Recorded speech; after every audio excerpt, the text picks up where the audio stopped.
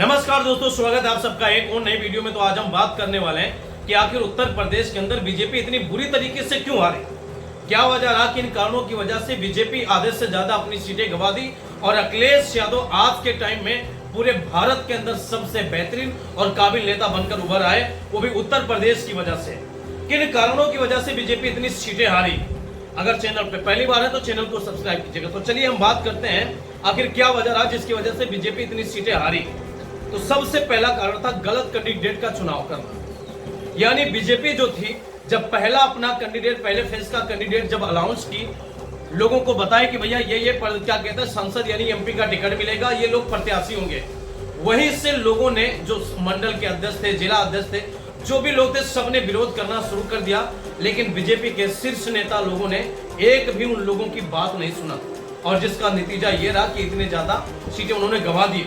योगी जी ने पहली बार जो लिस्ट भेजा था, लगभग 30 से 32 लोगों की लिस्ट भेजा था, कितने लोगों को टिकट मिलना चाहिए, उसमें से मात्र 5 से 6 लोगों को टिकट मिला, बाकी 25 से 26 लोगों का टिकट काट दिया गया। योगी जी की भी बात शीर्ष नेता नहीं सुने और कुछ बीजेपी के अंदर ही लोग थे, जैसे केशव प्रसाद मौर्य, क्योंकि योगी जी से उनको हमेशा जलन होती रहती, ईर्ष्या होती रहती है कि भाई साहब उत्तर प्रदेश के उनको मुख्यमंत्री क्यों नहीं बनाएगा।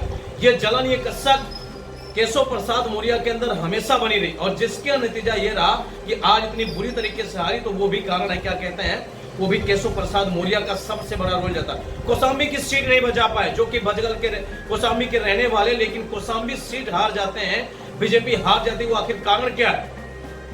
क्योंकि हमेशा ईर्ष्या पाले योगी जी से केशव प्रसाद मौर्य, यानी योगी जी के कहने पे टिकट लोगों को नहीं दिया गया, टिकट काट दिया गया। बीजेपी ने योगी जी की भी बात को नहीं सुना। अगला कारण था अंदरूनी क्लेश। स्मृति ईरानी अमेठी से चुनाव हार गई, तो उसका पीछे कारण क्या था?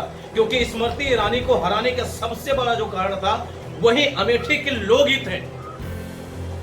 किसी को बोले कि हमको नहीं बुला गया, शादी में थोड़ी आए कि भैया आपको बुलाया जाएगा कि आप आइए पार्टी का प्रचार करने के लिए। कुछ यूट्यूबर थे जो स्मृति ईरानी से भी नाराज हो गए, उनको मनाने में भी लोगों ने आनाकानी किया, जिसका नतीजा रहा कि स्मृति ईरानी अमेठी से चुनाव हार चुकी है। दोस्तों, अयोध्या से चुनाव हारने का सबसे बड़ा कारण वहां के कार्यकर्ता लोग बोलते रहे कि भैया अयोध्या में इनके साहब को टिकट मत दीजिए, लेकिन बीजेपी एक भी नहीं सुनी और जाकर के अयोध्या में टिकट दी और भारी बहुमत के साथ भाई साहब अयोध्या के अंदर बीजेपी हार गई, जिसका मोटो पूरे भारत के अंदर ये बताया गया कि अयोध्या में राम मंदिर बन जाएगा, बना है और लोगों को बहुत बेहतरीन तरीके से बताया गया।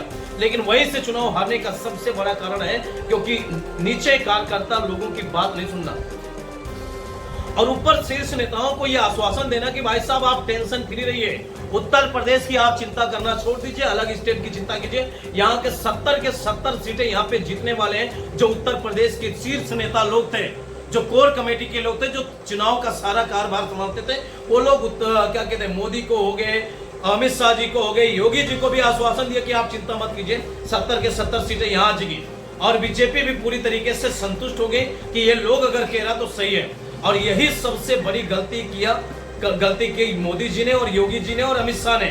अमित शाह तो भरपाई में आई गए भाई साहब केशव प्रसाद मौर्य के अंदर की वजह से, और भाई साहब चुनाव हार चुके हैं अंदरूनी क्लेश की वजह से। ये सारा योगी जी ने कहा था कि भाई साहब लखीमपुर के अंदर अजय मिश्रा टेनी को टिकट मत दीजिए, उनको मंत्री पद से, जो कैबिनेट मंत्री है मोदी जी के, वहां से हटा दीजिए।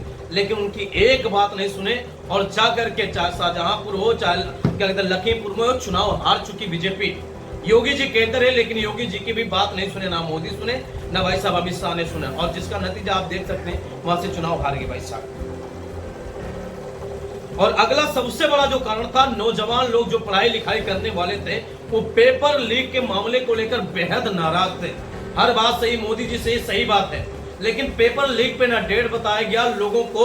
इतना ज्यादा भाई साहब पेपर लीक हुआ, जिसका लोग भाई साहब, जो लड़के थे, पढ़ने लिखने वाले लोग थे, वो बीजेपी के पूरा खिलाफ आ गए और एक तरफा वोट जाकर के अखिलेश यादव को किए, और जिसका नतीजा ये रहा कि भाई साहब चुनाव हार गए भाई साहब यूपी के अंदर। अगला कारण था भाई साहब, सपा ये बताने में कामयाब हो गई, जो अखिलेश यादव जी है वो सपा बताने में ये कामयाब रहे कि अगर गलती से कहीं चुनाव जीत गई बीजेपी तो संविधान बदल देगी। ये सबसे बड़ा मोटो था और ये जमीन पे बताने में कामयाब हो गई बहुत बेहतर तरीके से।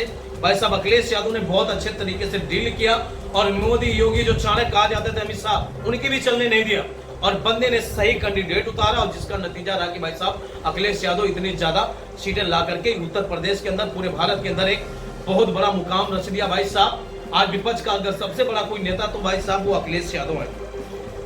और सबसे बड़ी जो बीजेपी ने किया उत्तर प्रदेश के अंदर, जो उत्तर प्रदेश का अध्यक्ष बना दिया भूपेंद्र सिंह को, जो पश्चिमी यूपी से आ रहे हो, पश्चिमी यूपी के अंदर बेहद ढंग से उत्तर प्रदेश भाई साहब हार हुआ भारतीय जनता पार्टी की, वहां से भाई साहब सीटें लगातार गिरती गई और सबसे बड़ी जो गलती की पश्चिमी यूपी से प्रदेश अध्यक्ष बनाकर, ये सबसे बड़ी गलती था भाई साहब भारतीय जनता पार्टी की, योगी की नहीं सुनी। और जिसका और सबसे बड़ा जो कारण था उत्तर प्रदेश पूर्वांचल के अंदर एक और चेहरा है ब्रिजभूषण शरण सिंह भाई साहब, और ब्रिजभूषण शरण सिंह को टिकट ना देने की वजह से एक तो राजपूत लोग नाराज हो गए। ब्रिजभूषण शरण सिंह ने कैसो तैसो करके तो अपना सीट बचा लिया, उनके लड़के करण भूषण जीत गए, लेकिन भाई साहब सारा बस्ती में चुनाव हार गए क्योंकि ब्रिजभूषण का बहुत बेहतर ढंग से पकड़ है। बस्ती का चुनाव हार गए क्योंकि ये बस्ती हुआ, शराबस्ती हुआ, बहराइच हुआ, इन सब जगहों पे भाई साहब ब्रिजभूषण शरण सिंह का एक मजबूत पकड़ है। लोग उनको मानते हैं, इज्जत करते हैं, रिस्पेक्ट करते हैं, लेकिन उनको भी टिकट ना दे करके भाई साहब बीजेपी ने सबसे बड़ी गलती की और नतीजा आज आपके सामने। वीडियो कैसा लगा कमेंट करके जरूर बताइए।